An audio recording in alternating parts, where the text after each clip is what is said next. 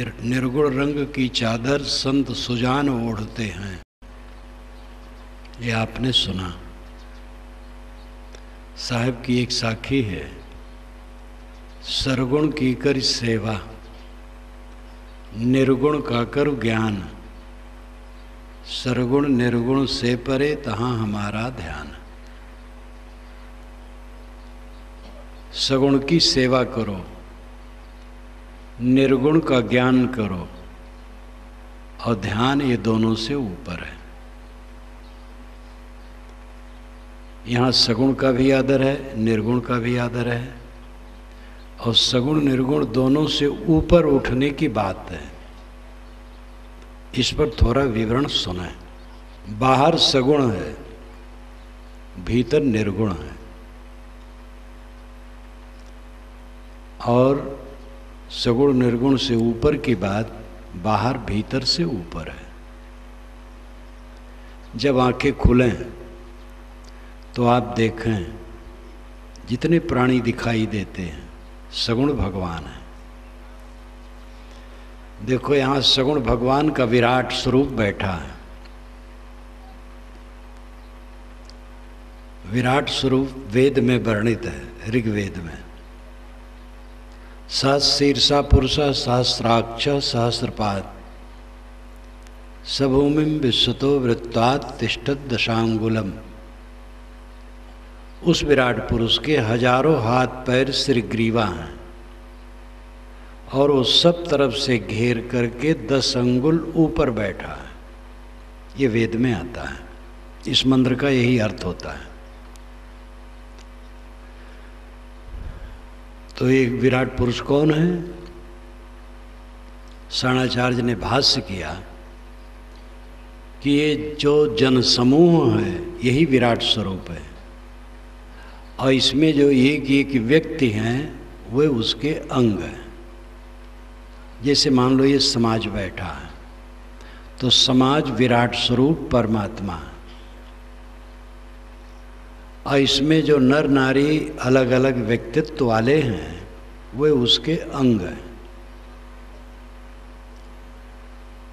पंच परमेश्वर गांव वाले भी कहते हैं। अगर पंच इकट्ठे हो गए मानो परमेश्वर आ गया। व्यष्टि और समष्टि ये दार्शनिक भाषा में चलता है। व्यष्टि कहते हैं व्यक्ति को, समष्टि कहते हैं सबकी सामूहिकता को। तो जहाँ समूह है वो विराट स्वरूप परमात्मा है, वही सगुण परमात्मा है जो विराट स्वरूप है। विराट स्वरूप और कहीं आपको नहीं मिलेगा। ये वेद में जो विराट स्वरूप है ये यथार्थ है, वहीं से गीता में लिया गया है, लेकिन वो कृष्ण में आरोपित किया गया है कि श्री कृष्ण के अंदर विराट स्वरूप दिखाई दिया अर्जुन को। गोस्वामी जी ने मानस में भी ऐसी कल्पना की है, वाल्मीकि ने नहीं की। तो ये व्यक्ति में संकुचित कर दिया गया, जो एक संप्रदाय की बात है। लेकिन वेद वाली बात संप्रदाय की नहीं, वो सार्वभौमिक है। प्राणियों का समूह विराट स्वरूप परमात्मा है, ये सगुण भगवान है। और इसी को हम आँख से देखते हैं। इसकी सेवा करो, सरगुण की कर सेवा। और निर्गुण भीतर है, स्वयं चेतना का दीपक सबके अंदर में रात दिन जलता है। जागृत अवस्था में आप जान जान करके सब काम करते हैं, और जगत के सारे प्रपंचों को जानते हैं जहाँ जहाँ आपका मन जाता है। जब सोते हैं और पूरी नींद नहीं आती है तो सपना देखते हैं, तो सपना के सारे प्रपंचों को आप जानते हैं। जब आप गाढ़ी नींद में जाते हैं तो कुछ नहीं जानते, लेकिन कुछ नहीं जानने को जानते हैं, और नींद खुलती है तो कहते हैं ऐसा सोया कुछ नहीं जाना। जो जागृत अवस्था में प्रपंच को जानता है, स्वप्न अवस्था में प्रपंच के आभास को जानता है, सुषुप्ति अवस्था में नहीं जानने को जानता है, वो ज्ञाता चैतन्य आपका स्वरूप है, वो निर्गुण है।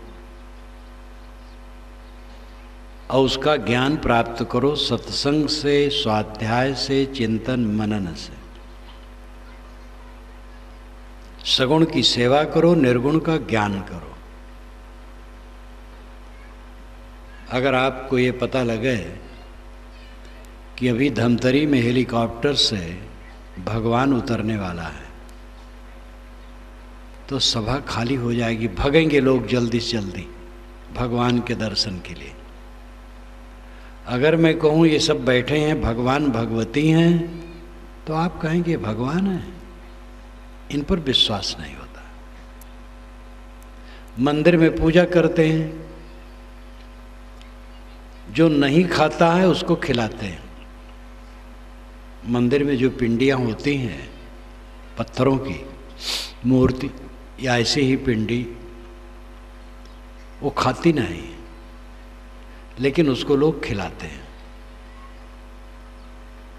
जब ऑफिस में बैठते हैं, दुकान पर बैठते हैं, कार्य क्षेत्र में आते हैं, तो जो खाने वाले होते हैं उनकी खुराक छीनते हैं। ऑफिस में बैठे अफसर हैं, क्लर्क हैं, पब्लिक काम के लिए आई तो घूस मांगते हैं।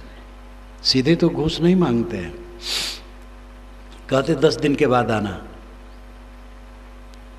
तो मजबूर हो जाते हैं लोग।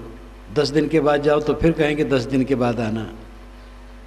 अगर एप्लीकेशन के नीचे नोट लगा है तो काम हो जाएगा। जो खाते नहीं हैं उनको लोग खिलाते हैं, और जो खाते हैं उनकी खुराक छीनते हैं। ऐसे भगवान के भगत हैं। ये भगवान की भक्ति काम नहीं करेगी।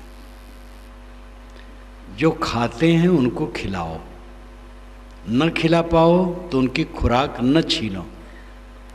ये सगुण उपासना है। आपने देखा होगा भारत माता का चित्र, एक 30 वर्ष की युवती साड़ी ब्लाउज में खड़ी है, तिरंगा झंडा लिए, लिखा है वंदे मातरम। वो भारत माता है। अगर उसी का चित्र टांग करके कोई पूजा करे और कहे मैं भारत माता की सेवा करता हूँ, तो वो भोला है। वो तो प्रतीक है, केवल काल्पनिक प्रतीक है। भारत माता है कश्मीर से कन्याकुमारी और बंगाल से पंजाब, और इसमें रहने वाले जितने मनुष्य हैं सबसे प्रेम करें, और जितने प्राणी हैं सब पर करुणा करें। इसमें रहने वाले केवल हिंदुओं से प्रेम करें, फिर वो भारत माता से प्रेम नहीं है। केवल मुसलमानों से करे, केवल कबीरपंथियों से करे, केवल वैष्णव से करे, तो भारत माता का पुजारी नहीं। इस भारत देश में रहने वाले जितने लोग हैं सबके प्रति आदर भाव, ये राष्ट्रीय भावना का लक्षण है। विष्णु शंख चक्र गदा पद्मधारी, हल्का सांवला, और बैठा है चित्र में या मूर्ति में, उसकी कोई पूजा करता है और कहे मैं विष्णु का उपासक हूँ, तो भोला है। वो प्रतीक है केवल। विष्णु है जो सब में प्रविष्ट हो। विष धातु से विष्णु शब्द बनता है। विष नाम प्रवेश करना। प्रवेश नगर कीजिए सब काजा, गोस्वामी जी ने कहा, हनुमान जी के लिए कहलवाया। विष प्रवेश करना, जो सबके घट में प्रविष्ट है वो विष्णु है। ये सब विष्णु हैं। ये बैठे हैं नर नारी सब विष्णु भगवान हैं। इनके प्रति उदार भाव रखो, ये वैष्णव होने का लक्षण है।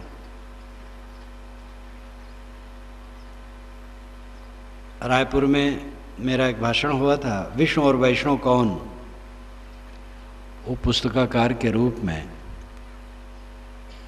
अब आ गया होगा, अभी छप के यहाँ आया नहीं है, छोटा सा है, एक प्रवचन है, विष्णु और वैष्णव कौन। जब वो आएगा आप पढ़िएगा।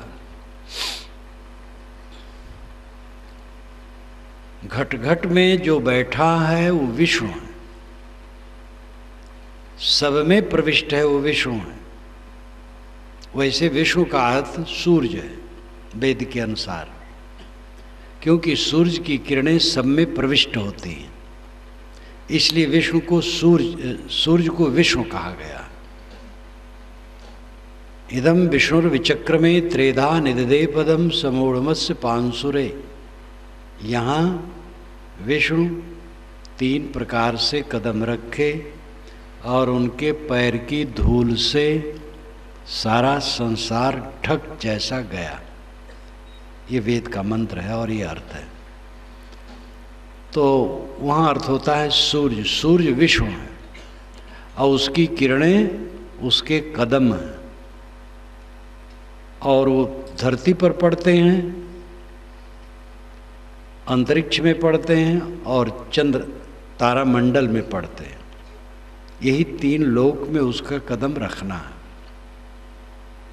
यहीं से कल्पना बढ़ा करके विष्णु को बामन बनाया गया और उनको छलिया बनाया गया। ये गलत है। विष्णु किसी को छलते नहीं। तो विष्णु सबके अंदर में बैठा हो विष्णु है। हिंदू, मुसलमान, ईसाई, यहूदी, जैन, बौद्ध, कबीरपंथी, वैष्णव, यहाँ तक कीड़े मकोड़े, किसी के अंदर में जो चेतना है वो विष्णु है। काई कबीर ये हरि के बूता, राम रमे ते कुकुरी पूता। राम तो कुकुरी के पूत में भी रमा है। वह राम, उस राम को समझो। एक राम तो दशरथ का बेटा है और एक राम घट घट लेटा है। एक राम जगत पसारा है और एक राम जग से न्यारा है। ये कहावत अवध क्षेत्र में चलती है। एक राम दशरथ का बेटा, एक राम है घट घट लेटा, एक राम है जगत पसारा, एक राम है जग से न्यारा। अवध क्षेत्र में वैष्णव हैं, लेकिन अवध क्षेत्र में क्रांति भी खूब है। अयोध्या में राम जन्म भूमि को लेकर जो राजनेताओं ने धमाचौकड़ी मचाई है, अयोध्या और उत्तर प्रदेश के लोग उसमें साझेदार नहीं हुए। ये दूसरे प्रदेशों से लोग ले गए हैं और अंततः अयोध्या वाले इसके लिए विरोध कर दिए। अब ये लोग वहाँ कुछ नहीं कर सकते, क्योंकि इन लोगों ने अयोध्या को संकट में डाल दिया अपनी राजनीतिक लाभ के लिए। और अयोध्या और अयोध्या के आसपास क्रांतिकारी चिंतन बहुत हैं, जो पाखंडों के विरोध में। और हिंदू मुसलमान वहाँ आपस में प्रेम से रहते हैं, कभी लड़ाई नहीं होती। ये राजनेता लोगों ने वहाँ खराब कर दिया। लेकिन हनुमानगढ़ी के ज्ञानदास जी महाराज महंत संगठन के अगुआ हुए और वहाँ के वैष्णव संत और आम पब्लिक ने सहयोग किया और वे लोग घर घर जा कर के मुसलमानों के सांत्वना दिए कि हम आपके रक्षक हैं और कोई उत्पात नहीं हो सकता है। मुसलमानों को हनुमानगढ़ी पर बुलाए। उनकी उपस्थिति में हनुमान चालीसा का पाठ हुआ और मुसलमानों ने वहाँ नमाज पढ़ी, दोनों गले मिले। तब से राजनेता लोग वहाँ कुछ नहीं कर पाते।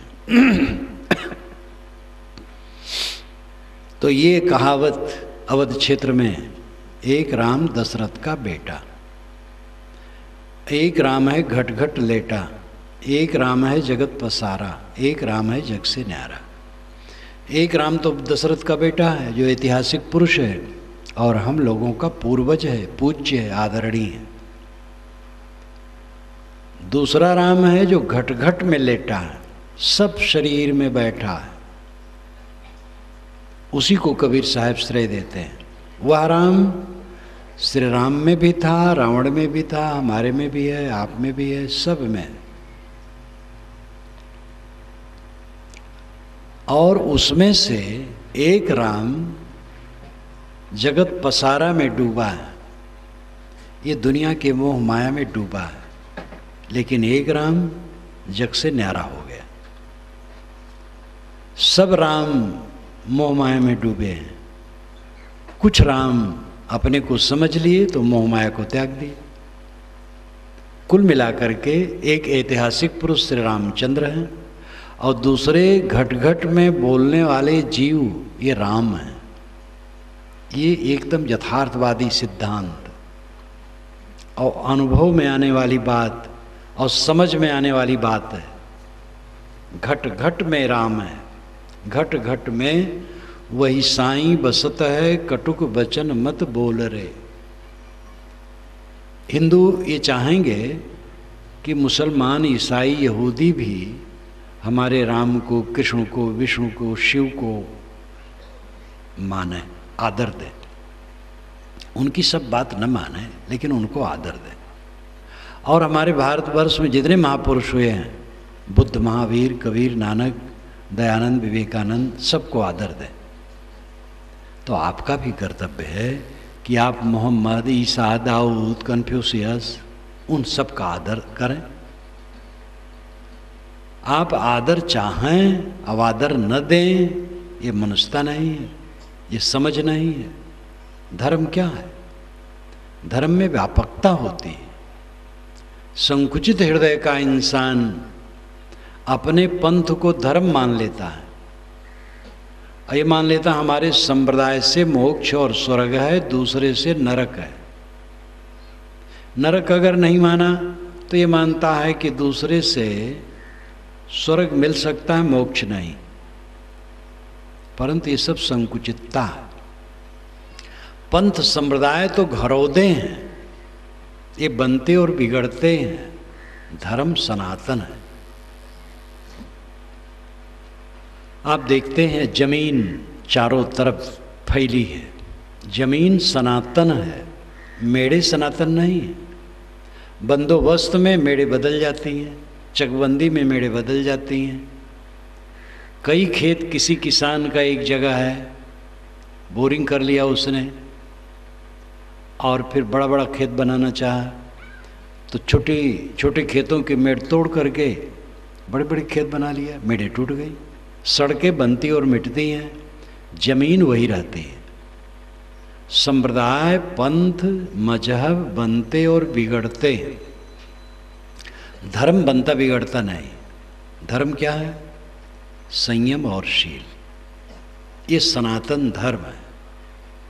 संयम और शील, अपने पर संयम करो और दूसरे के साथ शील का बर्ताव करो।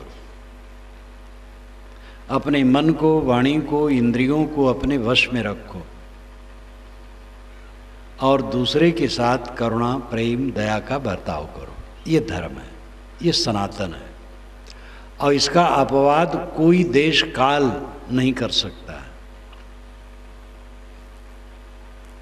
इस तथ्य को समझने की जरूरत है।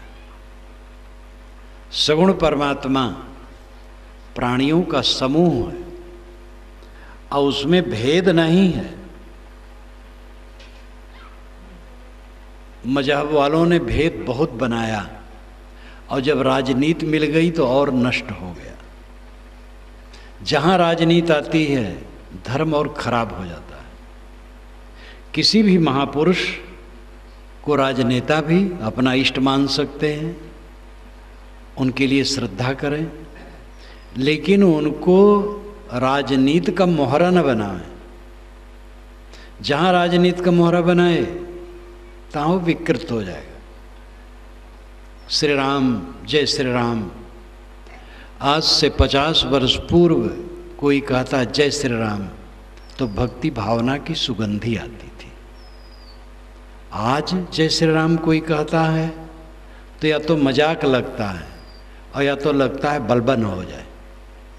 क्योंकि राजनेताओं ने इसको ले लिया, अपना मोहरा बनाया, अपना हथकंडा बनाया, तो जय श्री राम शब्द प्रदूषित हो गया। तथागत बुद्ध, निर्मल संत, उनको भी लोगों ने राजनीति का मोहरा बनाया, तो उनका चेहरा उन लोगों ने खराब किया। बाबा अम्बेडकर राजनेता थे, उनका नाम ले ठीक है, लेकिन उनके साथ बुद्ध को घसीटें, बुद्ध के प्रति श्रद्धा रखें और अपने आध्यात्मिक साधना के लिए बुद्ध का आदर करें, राजनीति में उनको न लावें। ऐसे श्री राम के प्रति लोग श्रद्धा रखें, भक्ति रखें, उपासना करें, लेकिन उनको राजनीति में न लावें। ऐसे अभी अच्छा है कि कबीर के लिए ऐसा नहीं हुआ है। कोई विद्वान उछल कूद रहे हैं कि कबीर को राजनीतिक मोहरा बनाया जाए, लेकिन शायद है वो अभी संभव नहीं, और न संभव हो तभी अच्छा है। किसी महापुरुष को अगर राजनीति का हथकंडा बनाया गया तो उसका चेहरा खराब हो जाएगा। राजनीति ऐसी प्रदूषित जगह है, छल कपट वहाँ भरा है, और किसी महापुरुष को उसमें लाके खड़ा कर दिया गया तो गलत हुआ। किसी महापुरुष के प्रति राजनेता श्रद्धा कर सकते हैं, उनकी उपासना कर सकते हैं। वो लोग कहते हैं कि राजनीति में धर्म क्यों नहीं होना चाहिए, तो राजनीति में क्या हर जगह धर्म होना चाहिए? वो धर्म है संयमशील, न कि भावुक बना करके लोगों को वर्गलाना और महापुरुषों को प्रदूषित करना। तो धर्म का जो असली स्वरूप है वो संयम और शील है। इतने में पूरा धर्म आ जाता है। फिर नमाज पढ़ना, पूजा करना, शिव नाम जपना, राम नाम जपना, सतनाम जपना, ओम नाम जपना, अल्लाह नाम जपना, ये संप्रदाय की बात है। अमुक प्रकार का वेश रखना, अमुक प्रकार का मंत्र पढ़ना, ये संप्रदाय की बात है। संयम और शील ये संप्रदाय की बात नहीं, ये सार्वभौमिक बात है। मुसलमान से कहा जाए परहेजगारी रखो, संयम रखो, और दूसरे के साथ रहमदिली का व्यवहार, बिल्कुल इसको मानेगा। कुरान में बारंबार आता है वो निहायत रहम वाला और दयावान है। संयम और शील तो धर्म की रीढ़ है। सगुण की सेवा करो, प्राणियों के प्रति सद्भाव रखो। पहले इसका अभ्यास अपने घर से शुरू करो। माता पिता, पत्नी, भाई, बच्चे, ननद, भावज, देवरान, जेठान, सास, बहू, पिता, पुत्र, सभी लोग समताशील से रहें। पड़ोसियों के प्रति आदर भाव, सबके प्रति आदर भाव। नींद खुलने के बाद जितने प्राणी दिखाई दें सबके प्रति करुणा, प्रेम, सद्भावना, ये होना चाहिए। सगुण की सेवा, और इसको व्यापक बनाओ। हिंदू, मुसलमान, ईसाई, यहूदी का भेद कुछ नहीं। कबीरपंथी, वैष्णव, वेदांती, जैनी, बौद्ध का भेद कुछ नहीं। सब मानो मानो, सबके साथ प्रेम।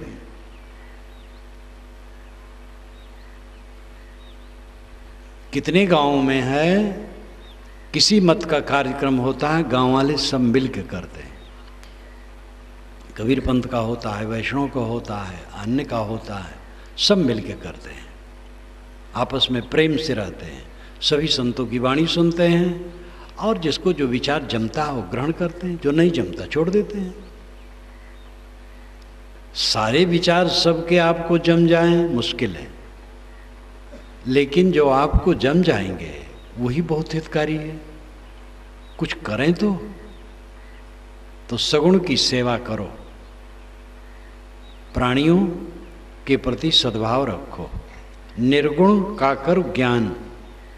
निर्गुण आत्मा है, अपना स्वरूप। सगुण तो देहधारी हैं सब, और निर्गुण आत्मा है अपना, वो शुद्ध चेतन है।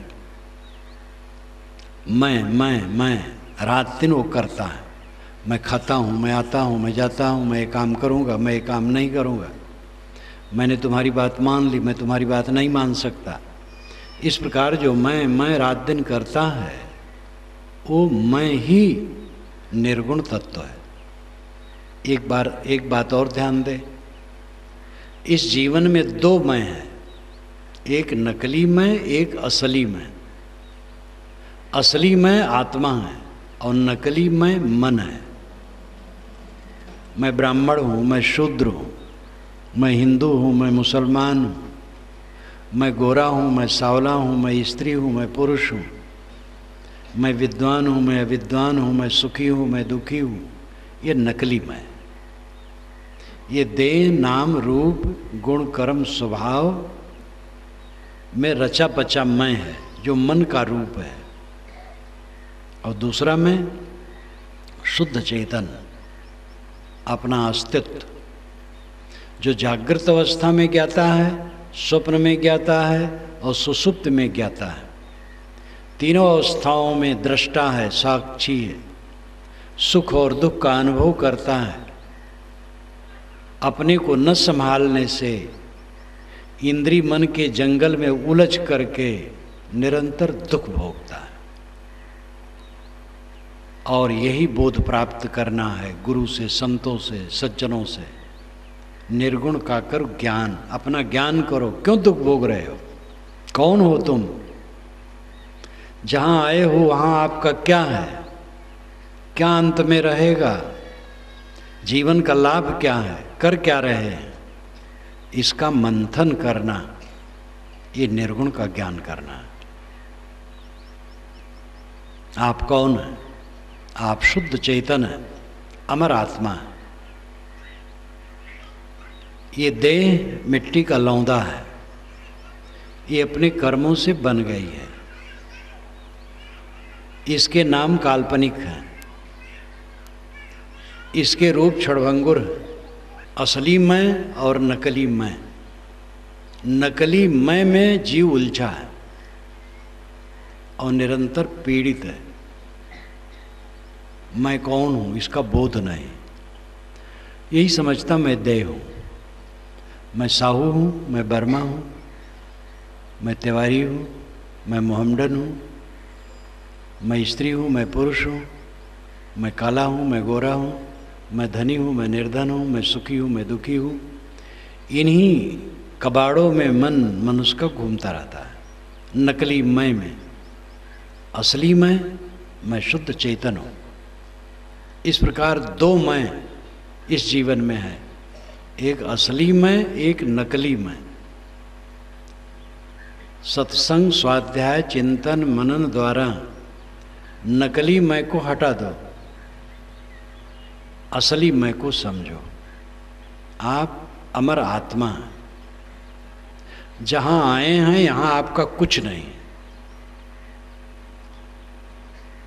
एक परदेश है, जन्म लिए हैं, बहुत लोग परिचित हो गए हैं और ममता हो गई है ये मेरे हैं। ये ममता बिल्कुल झूठी है।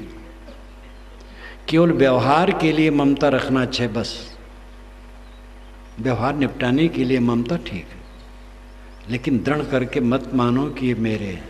अगर मेरे होते तो अचानक इनको छोड़ करके क्यों चले जाते? क्या कोई गूढ़ तत्व है? कौन नहीं समझ सकता है कि जिस परिवार समाज में हम बैठे हैं वहाँ से अचानक उठ के जाना है और जाने के बाद यहाँ से कोई संबंध कभी नहीं रहेगा। ये सब जानते हैं। तो जानने का मतलब क्या हुआ? बीड़ी पीने वाले जानते हैं कि नुकसानदेह, गुटखा खाने वाले, शराब पीने वाले जानते हैं गलत है। तो जानने का मतलब क्या हुआ? खंभा सामने है और खंभा में टकरा करके सिर फोड़ना जानबूझ करके कौन समझदारी है? जहां हम रह रहे हैं वहां हमारा कुछ नहीं और कोई नहीं है। यही वास्तविकता है। मेरा अपना राम ही है, आत्मा ही है। जो परम प्रीतम है, अंतरतम है, उसी को राम कहो, आत्मा कहो, चेतन कहो, खुदा कहो, गॉड कहो। आपका सत्व है, आपका स्वरूप है, ज्ञान मात्र।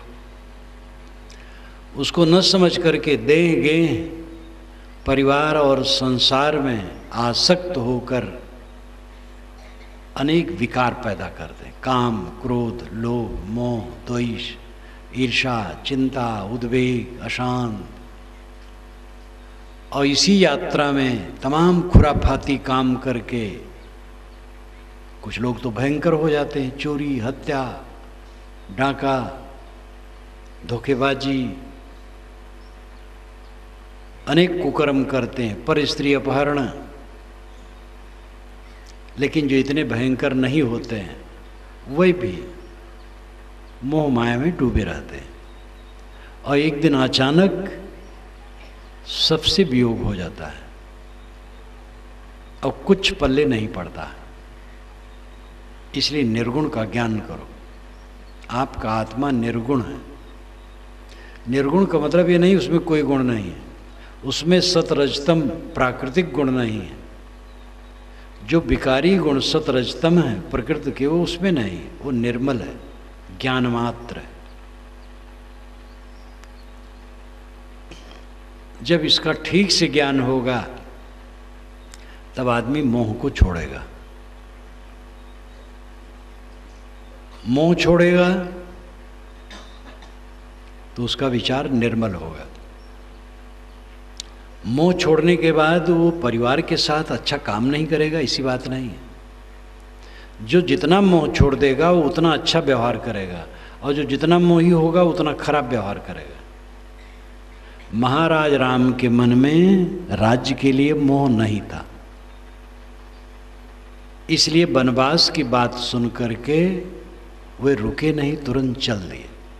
वाल्मीकि रामायण में आया है कि जब राम सुने कि मेरा 14 वर्ष का वनवास हुआ तो उनको शोक नहीं हुआ।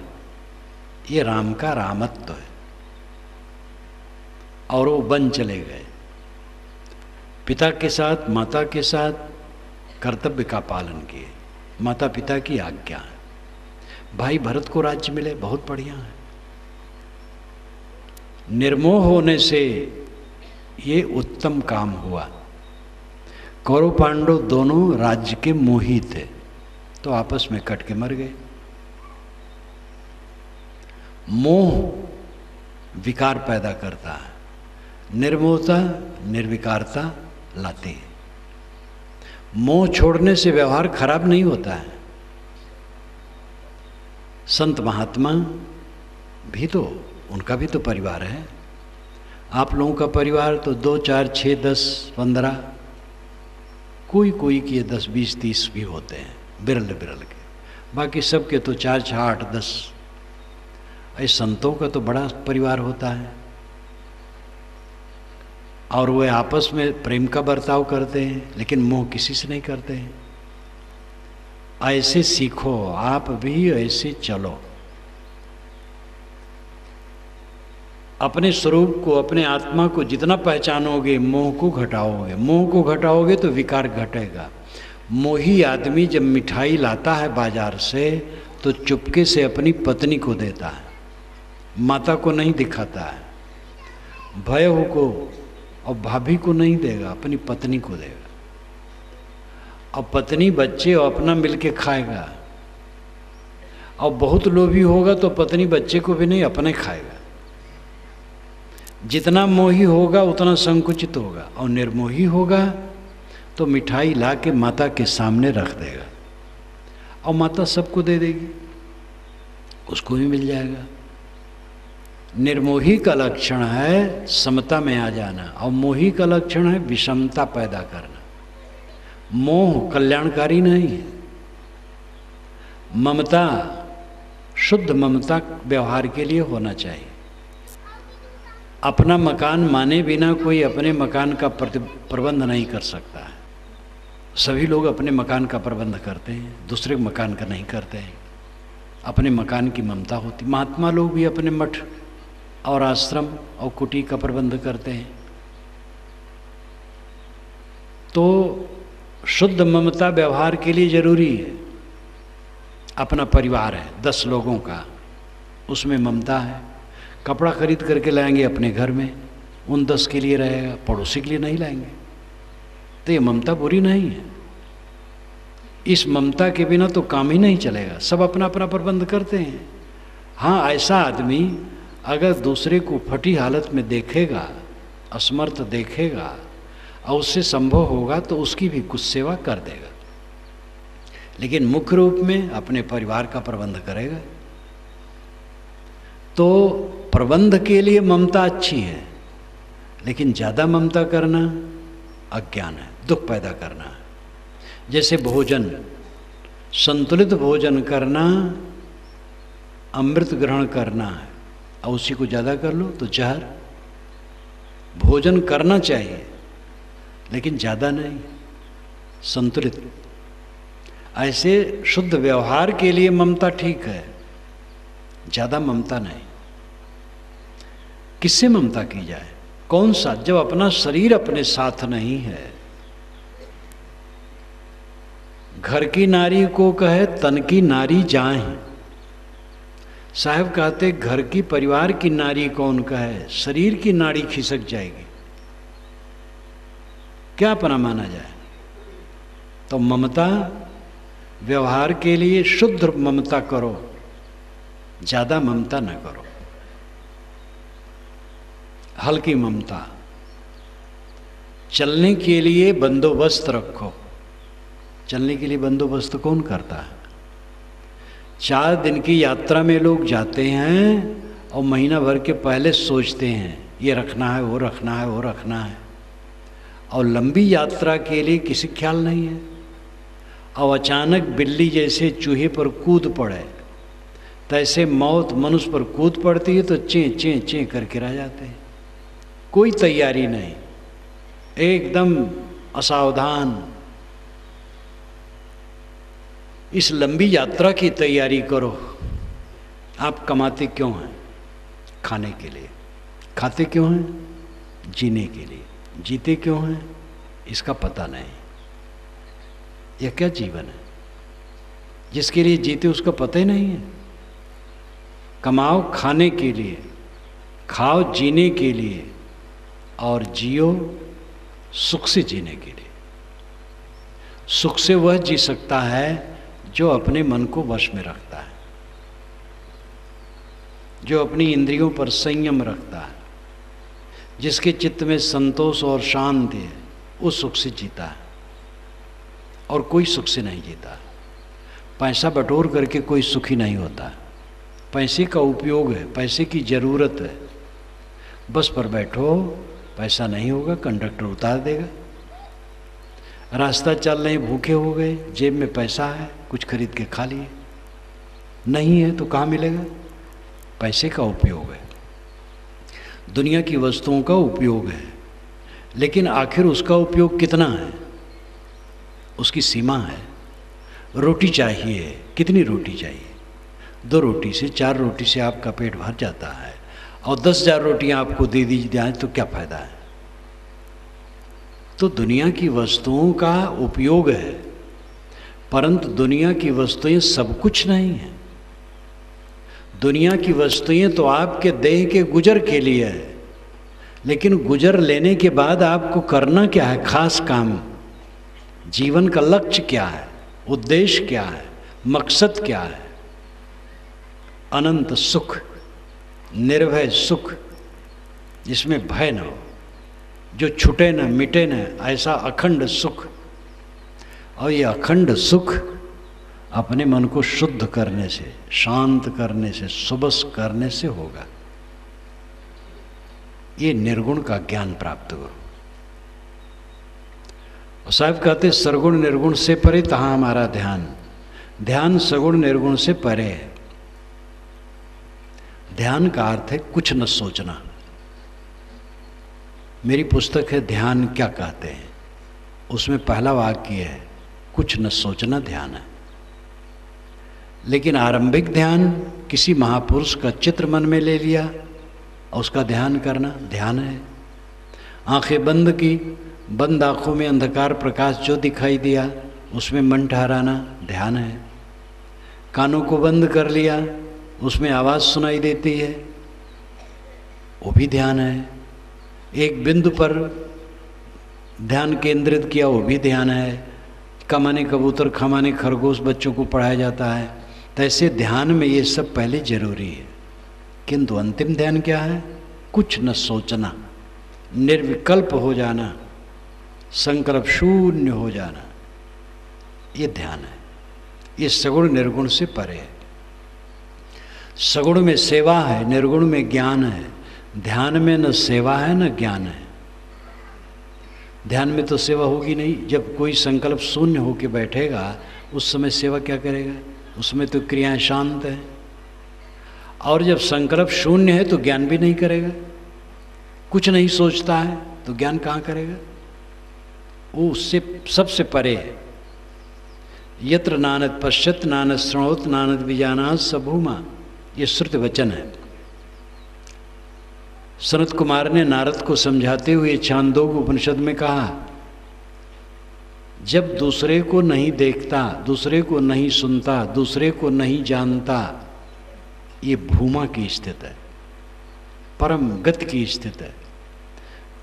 अन्य हट गया, संकल्पों से जगत उपस्थित होता है हमारे सामने। संकल्प शांत हो गए तो जगत अनुपस्थित हो गया। गाढ़ी नींद में आप कुछ नहीं जानते हैं। क्यों? क्योंकि वहाँ संकल्प, याद, स्मरण, मेमोरी कुछ नहीं रहता है। इसलिए अपने आप शांत। समाधि अवस्था में सारे संकल्प शांत हो गए तो इन सगुण निर्गुण से परे हो गया। कुछ लोग कहते हैं कबीर साहब, कुछ क्या अधिक लोग कहते हैं कि निर्गुणवादी थे, वो सगुण को नहीं मानते। कुछ लोग कहते नहीं, वो सगुण को भी मानते हैं। कुछ लोग कहते वो खास सगुणवादी थे, निर्गुणवादी तो ऊपरी ऊपरी है। लेकिन ये सब खींच खांच है। वस्तुतः वह सगुण को भी मानते हैं, निर्गुण को भी मानते हैं और दोनों से ऊपर उठ जाते हैं। इसलिए कबीर साहब को समझने के लिए बहुत उदार बनने की जरूरत है। जो उन्होंने कहा है, खुले नयन हंसी हंस पहचानो, सुंदर रूप निहारो। खुले नेत्रों से मैं हंस हंस के पहचान रहा हूँ और सुंदर रूप देख रहा हूँ, ये सगुण ही तो है। सबके अंदर का सौंदर्य किसका है? आत्मा का। आत्मा निकल जाए, कोई सुंदर युवक या युवती हो, सुंदर वो नहीं लगेंगे, कुरूप हो जाएंगे। जीव के निकलते ही महाभद्दा। सारा सौंदर्य आत्मा का है। सुंदर रूप निहारो, वे व्यक्तियों द्वारा उस आत्मा रूपी परमात्मा के रूप को निहारते हैं। सगुण की उपासना ही है। और निर्गुण का ज्ञान करने कहते हैं अपने आत्मा को पहचानो और ऊपर उठ जाओ। संकल्प छोड़ करके शांत हो जाओ, समाधि लीन हो जाओ, समाधि का अभ्यास करो। आप लोगों को भी चाहिए ध्यानाभ्यास करो। रोज सुबह शाम अकेले में अपने घर में बैठो, ज्ञान का ग्रंथ पढ़ो, चिंतन करो और ध्यान करो। 3 काम करो। जब जब जो अवसर इच्छा हो तब तब वो काम करो। स्वाध्याय, ज्ञान की पुस्तकों का अध्ययन, चिंतन, अपने गुणदोषों पर विचार, अपनी बुराइयों को निकालने की चेष्टा, सद्गुणों को बढ़ाने की चेष्टा, और ध्यान, एकाग्र करने का अभ्यास। कोई अभ्यास ले लो। अंत में तो संकल्प शून्य अवस्था बहुत ऊंची अवस्था है, वो तो करते करते तब आती है। लेकिन पहले तो शुरू तो करो। किसी महापुरुष का चित्र ही अपने मन में लेकर के उसी में मन को रोको। ऐसे करो, देखोगे दुनिया का प्रपंच हट करके किसी महापुरुष के चित्र में अगर आपका मन लगेगा तो मन निर्मल होगा। आंखें बंद करो और बंद आँखों में अंधकार प्रकाश जो दिखाई दे उसी में मन को टिकाओ तो दुनिया का प्रपंच घटेगा। सांस आती जाती अपने आप है, सांस पर मन ठहराओ तो दुनिया का प्रपंच घटेगा। तो कुछ तो करो। कुछ भी नहीं करते हो ये गलत है। हाँ, टीवी देखते हो, बहुत टीवी देखते हैं लोग आजकल। टीवी देख करके टीवी का मवाद दिमाग में भर के सोते हैं। गांव वाले भी अखबारबाजी बहुत करने लगे हैं। राजनेताओं की झूठाई, अखबार में क्या रहता है? राजनेताओं की झूठाई, वो दिमाग में भरे। अखबार पढ़ लो थोड़ा, व्यवहारिक आदमी मैं नहीं कहता हूँ अखबार बिल्कुल नहीं पढ़ना चाहिए, लेकिन उसमें समय ज़्यादा बर्बाद न करो और टीवी ज़्यादा मत देखो। समय निकालो अध्ययन, ध्यान, चिंतन का। समय भागा जा रहा है और विकार भरने के साधन तो सुबह से है। नींद खुली, काम जगा, क्रोध जगा, लोभ जगा, मोह जगा, तृष्णा जगी, राग द्वेष, कलह कल्पना, लड़ाई झगड़ा, इसको लेकर के मानसिक चिंता और उद्वेग, ये कूड़ा कचरा इकट्ठा होने का साधन तो चारों तरफ है।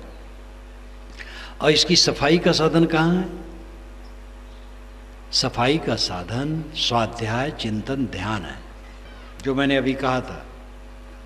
क्यों कमाते हैं? खाने के लिए। क्यों खाते हैं? जीने के लिए। क्यों जीते हैं? पता नहीं।